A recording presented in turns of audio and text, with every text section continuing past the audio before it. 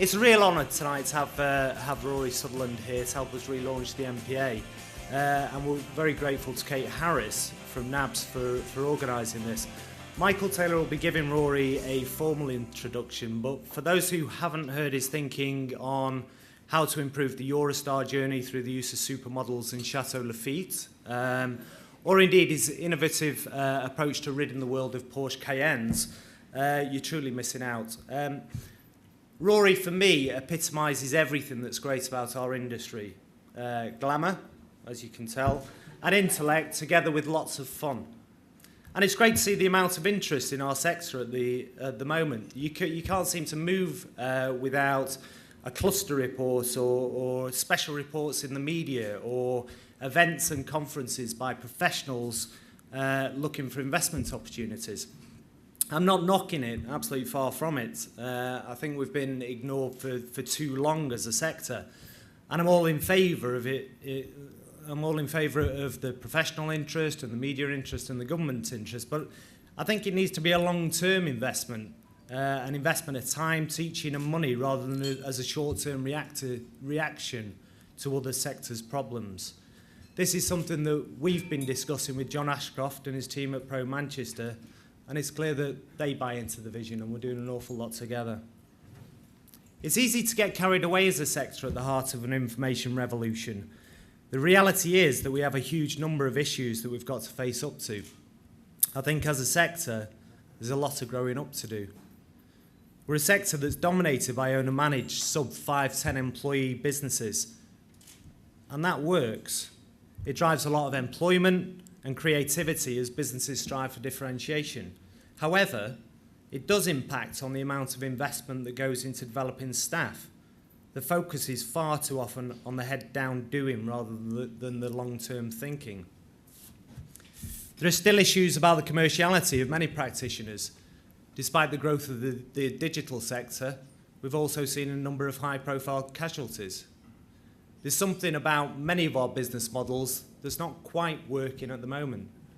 There's more education needed over the finance available to fund growth, and we need to learn more from each other and from others outside our sector. In fact, every subset from digital to film, media, marketing and creative need to learn from each other. Despite the fact that we know this, we know that creatives could learn a lot from the games industry and that exposure to the fine artists could help with the film or digital sectors. We tend to exist in silos with little or no exposure from one silo to the next. There's a bit of a turf war around social media at the moment, and that's healthy. But it's good to see the collaboration that's happening in pockets across the region, and maybe this is a sign of a maturing sector, understanding how it needs to behave in the new economy. Other issues to debate involve the future of the publishing sector in our region and the skilled workforce that finds itself out of work at the moment. There's a question of the spend that goes out of the region as corporates still believe they have to travel to get international connections or specific skills that they need.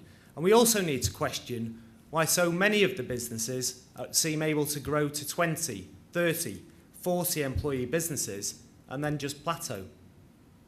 Is it because the region can't support bigger businesses? Or is it that the management teams either can't or won't make the bold decisions that might allow them to scale up sufficiently to make them truly national or even international? These are good issues to have. They illustrate the potential we have, but they need facing as a community and addressing to allow our potential to be realised.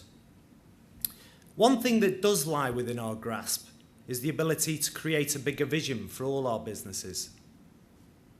Have a think about this question now. What work is being done in this region that's truly world class? How many have you got? 1? 2? Any more than that, and you're more informed than the majority of senior people I've been questioning over the past year. And this is a problem, because we aren't being exposed to the role models who can bring belief that our businesses can actually break internationally or go toe-to-toe in terms of quality with New York, Buenos Aires or London.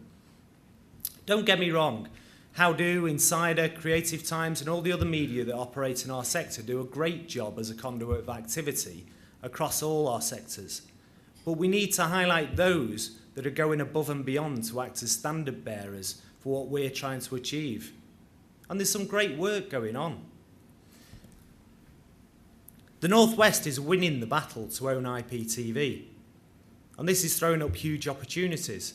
There's great work taking place on Project Canvas and Future Media, and we're regarded globally for animation led by outfits with colourful names like Milky Tea, Real Time UK, Studio Distract and Studio Adele, animators of the brilliant and often deep Rory the Racing Car. On the games side, we're still a global hub led by Sony, and Traveller's Tales, the studio who created the Dads and Lads games concept.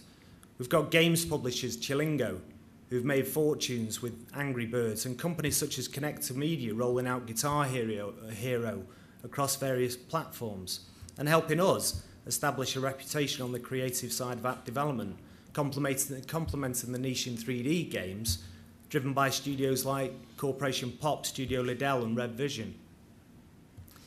By communicating our world-class successes, we offer a bigger vision to the rest of the sector. Learning more about the companies who are breaking national borders, companies like Magnetic North, 2Ergo, Star.Star and Photolink, shows the bigger possibilities that are out there.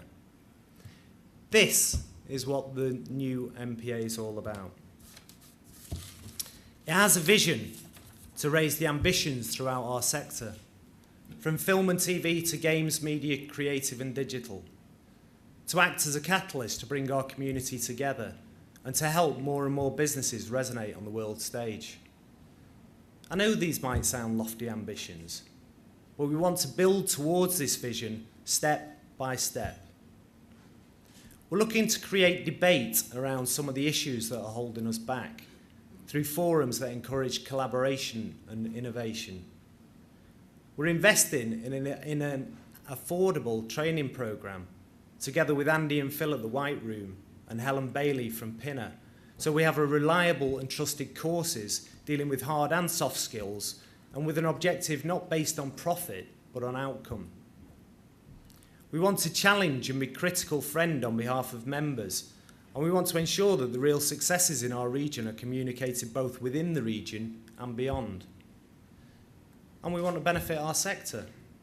We're not for profit as an organisation. All of the profit we make is donated to charity, and NABS, chaired by Nikki Unsworth, is keen to make sure that as a major beneficiary of the MPA, that the money we donate goes back into the region and into our sector to help those who hit hard times. I will draw your attention actually on that to the envelopes that are on the table.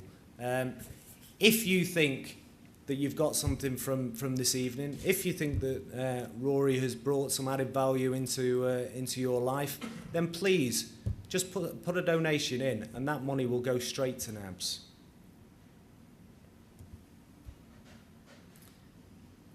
There are great organisations currently doing some of the stuff that I've talked about, either within the different subsectors like Manchester Digital or on behalf of the whole community like How Do. This isn't about competing with these organisations.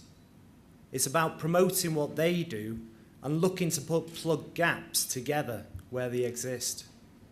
This isn't about crowding the marketplace, but on the contrary, it's about making it clearer.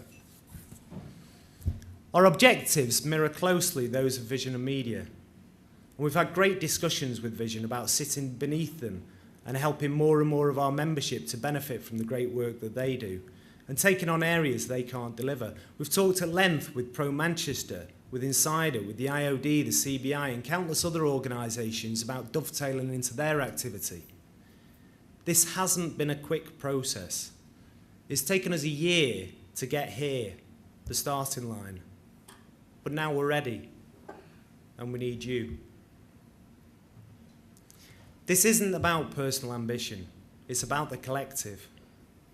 We want to have great numbers of people doing a little rather than a few doing a lot. So we need you to put your hands up to get involved without worrying that it will impact on your day job. A great example of this has been the collaboration behind the corporate identity and the comms driven by a group including Delineo, TBWA, BJL, LiveLink and Indigo. If people make an organisation, the board of strategic advisors that we've got together shows that we've got a chance. Sandra Tinker, Nikki Unsworth, Enda Carey, Andy Lovett, Paul O'Halloran, Rachel Smith, Emma Slater, Tony Foggart, Nick Melvin, Marcy Carrico and Paul Newman. We've also got over 20 organisations involved in our board and professionals such as our FD, John Williams from Deloitte, Richard Faulkner from Barclays, and our media lawyer, Steve Kunsevich from Gately Waring, who have taken our professionalism to a new level and have even put their hands in the pockets tonight to support this event to show the real commitment that they've got. The major support for this event has come from PackReady, an innovative new 3D printing company. They've created the table pieces that you see before you, and they offer something truly unique in the single batch packaging. Please, they've enabled this to happen tonight. Take some time to talk to them and find out why they're so keen to support the sector. All of the people mentioned believe in the vision, and I think they'll be great ambassadors for the new MPA. But this only works if you get involved. You need to join. We've simplified this, and we'd like you to commit your organisations tonight. Once you join, all of your staff are able to come along to all of the events and the discussion groups, to take part in the training and to publish on site. Much of the stuff that we do is going to be free. It's there just to add value to the membership. The rates, Cindy I'm sure will go over, but for freelancers we're saying give us £10 and you can be a member. We want to support the freelance community and bring it together. You know, we know that there's sub 10 employees that are around, so we're bringing that in under £200, and then all organisations from 10 to 2,000, the cost is under £400. But then you're in. You can probably put it down as a charitable donation, but check with your accountants first. And then you need to be active once you're in. Get involved, take speaker slots, put representatives on the various operational teams, dealing with streams like social, sporting challenges, training and development and sponsorship. Speak to our ambassadors on your table and find out more, but commit. The benefit is one for all of us. By bringing the community together, encouraging collaboration, debate and education, by taking our story onto the global stage, we can't help but grow the opportunities for our sector and for your business. This isn't about us, it's about you.